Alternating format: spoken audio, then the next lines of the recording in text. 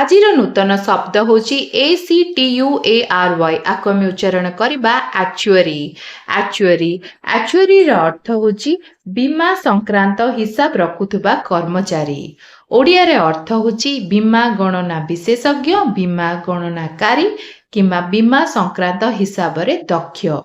ଉଦାହରଣ ସ୍ୱରୂପ ବୁଝିବା। ଦ ଆକ୍ଚୁଆରୀ କାଲକୁଲେଟେଡ୍ ଦ ରିସ୍କ, ମାନେ ଆକ୍ଚୁଆରୀ ବିପଦ ଗଣନା କରିଥିଲେ। ଆକ୍ଚୁଆରୀର ଅର୍ଥ ହେଉଛି ବୀମା ଗଣନା ବିଶେଷଜ୍ଞ। କାଲକୁଲେଟେଡ୍ର ଅର୍ଥ ହେଉଛି ଗଣନା କରିଥିଲେ। ରିସ୍କର ଅର୍ଥ ହେଉଛି ବିପଦ। ଦ୍ୱିତୀୟ ଉଦାହରଣ, ସି ୱାର୍କସ୍ ଆଜ୍ ଆନ୍ ଆକ୍ଚୁଆରୀ, ମାନେ ସେ ଜଣେ ଆକ୍ଚୁଆରୀ ଭାବରେ କାର୍ଯ୍ୟ କରନ୍ତି। ସିର ଅର୍ଥ ହେଉଛି ସେ, ୱାର୍କସ୍ର ଅର୍ଥ ହେଉଛି କାର୍ଯ୍ୟ କରନ୍ତି, ଆକ୍ଚୁଆରୀର ଅର୍ଥ ହେଉଛି ବୀମା ଗଣନାକାରୀ। ଏମିତି ଭିଡ଼ିଓ ଦେଖିବା ପାଇଁ ଚ୍ୟାନେଲ ସହିତ ଯୋଡ଼ି ରୁହନ୍ତୁ। ଚ୍ୟାନେଲକୁ ଲାଇକ୍, ସେୟାର, ସବସ୍କ୍ରାଇବ୍ କରିବେ। ରହିଲି ନମସ୍କାର, ଜୟ ଜଗନ୍ନାଥ।